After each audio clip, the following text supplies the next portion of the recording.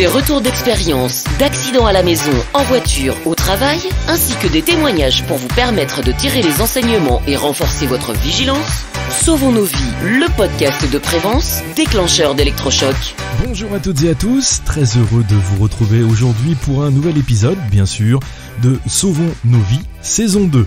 Le podcast où chaque semaine, nous plongeons ensemble dans des récits captivants pour apprendre et éviter les erreurs qui pourraient nous coûter cher. N'hésitez pas à vous abonner bien sûr à ce podcast pour être averti dès qu'un nouvel épisode sera mis en ligne. Vous pouvez bien sûr aussi nous retrouver et échanger avec nous sur la page LinkedIn Sauvons nos vies. Laissez-moi vous raconter une histoire qui, j'espère, saura marquer les esprits et surtout vous inciter à la prudence. Imaginez-vous, c'est un matin ordinaire d'octobre 2021, comme tant d'autres. Mais pour Paul, cette journée allait marquer un tournant décisif. Paul est un père de famille et chef d'équipe dans une entreprise dans la métallurgie. C'est un homme méticuleux, toujours prompt à rappeler les règles de sécurité à ses collègues. Mais ce matin-là, l'habitude et peut-être un excès de confiance vont lui jouer un mauvais tour. Il est 6h du matin quand Paul arrive à l'usine. Il traverse l'atelier déjà en pleine effervescence, saluant d'un signe de la tête ses collègues en se dirigeant vers la salle de pause pour prendre un café avant de démarrer sa journée. En effet, cette journée s'annonce bien chargée avec une livraison urgente de pièces qui doivent être prêtes avant midi. Il démarre son travail, puis vers 8h, Paul enfile ses gants de protection et commence une inspection quotidienne des machines. Il remarque que l'une des presses hydrauliques semble fonctionner anormalement. C'est une vieille machine, mais essentielle à la production. Paul décide de jeter un coup d'œil plus approfondi. Plutôt que d'attendre l'intervention du technicien de maintenance, il décide d'agir pour traiter lui-même le problème.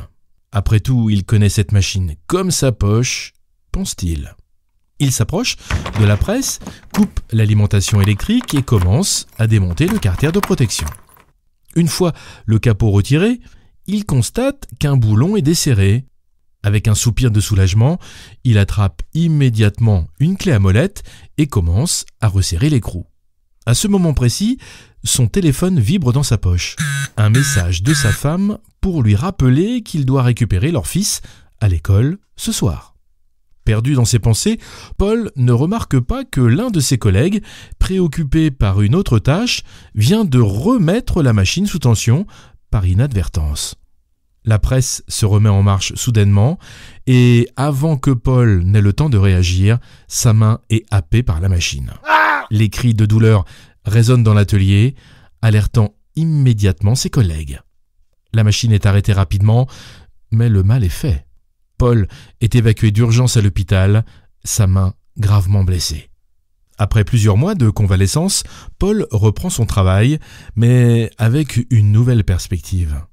Il partage son expérience avec ses collègues et insiste sur l'importance de ne jamais prendre de risques inutiles. Son accident est devenu une leçon vivante, une histoire que chaque collègue dans l'atelier connaît et répète. Non par morbidité, mais comme un rappel constant de la fragilité de la vie et de l'importance de la sécurité au travail. Cet incident aurait pu être évité. La première leçon à tirer de cette histoire est l'importance cruciale de suivre les procédures de sécurité. Paul connaissait les protocoles, mais il a choisi de les ignorer par excès de confiance et aussi pour gagner du temps. Il aurait dû attendre l'arrivée du technicien de maintenance et s'assurer que la machine restait hors tension pendant toute la durée de l'intervention. La seconde leçon concerne la communication et la vigilance. Le collègue de Paul, en remettant la machine sous tension, n'était pas conscient du danger qu'il créait. Une meilleure communication entre les membres de l'équipe aurait permis de s'assurer que tout le monde savait que la machine était en cours d'intervention.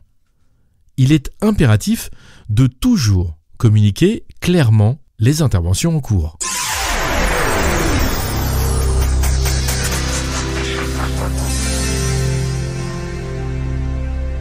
En conclusion, souvenons-nous que chaque machine, chaque outil que nous utilisons est potentiellement dangereux si nous ne respectons pas les règles de sécurité. Ne laissons jamais la routine ou l'urgence nous aveugler au point d'oublier les gestes simples qui peuvent sauver nos vies. Paul a payé cher cette leçon. Mais grâce à son histoire, espérons que vous, qui l'écoutez, ne vivrez pas la même chose. Voilà, cet épisode arrive à son terme. Merci de l'avoir suivi. Si vous avez des histoires d'accidents intéressantes à raconter, vous pouvez nous les communiquer, bien sûr, sur notre page LinkedIn Sauvons nos vies, afin de les raconter ainsi au plus grand nombre et éviter que ces situations ne se reproduisent. On se retrouve la semaine prochaine pour un nouvel épisode, une nouvelle histoire et bien sûr, quelques enseignements. Très bonne semaine à vous, à lundi et en attendant, sauvons nos vies.